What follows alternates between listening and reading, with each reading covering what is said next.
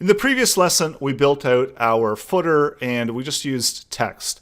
So there is a better way, and with Bootstrap, they actually got rid of all of their glyphs within the newer version, but that's okay because we always have Font Awesome.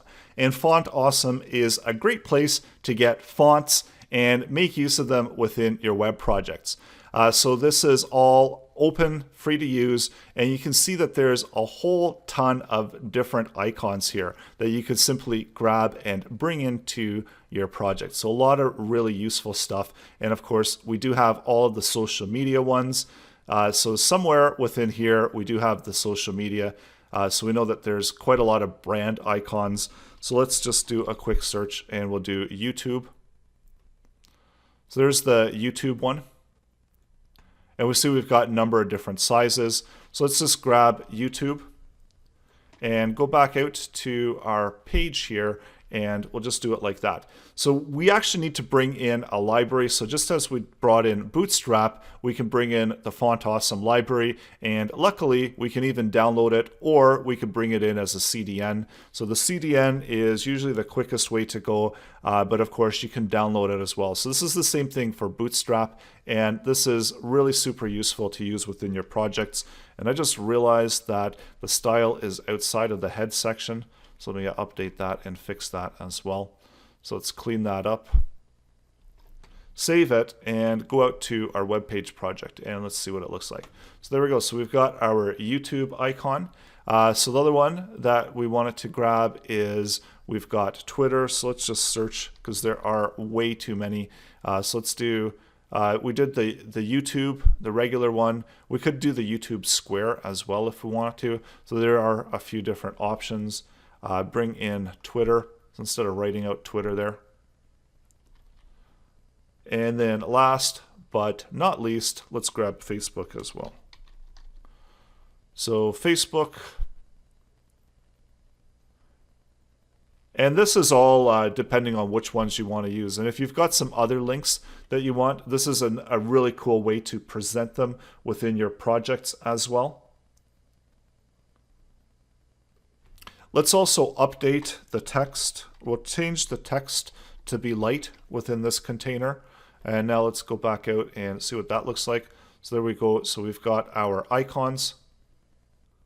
And to make them light, it's actually, let's grab that and we're going to put it in each individual element. So let's go back out, refresh the page, and this way we can see that we've transformed them and they're all white. So again, depending on what you're trying to do, you can transform them into dark or light, and that's how you bring Font Awesome into your projects. And also looking at this footer, so let's do a little bit of bug fixing here. So let's change this to container fluid.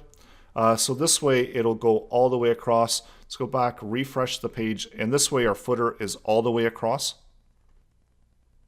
Another thing that we might want to add is we want our navigation bar to stay at the top. So that's also really easy to do with Bootstrap, where we can set that as fixed top. So let's go back up to the navigation bar and let's update that to fixed top. So now we're not going to be able to scroll down. That navigation bar will always be sitting there at the top. So there we go. So we can see that the navigation bar is static and it's fixed at the top. Let's also add in a page title here.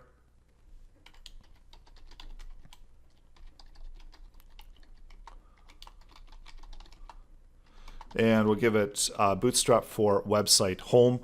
So basically, always give it a couple glances over, just make sure that everything looks correct. And I think at this point, we're ready to build out the pages. So we've got our basic template set up.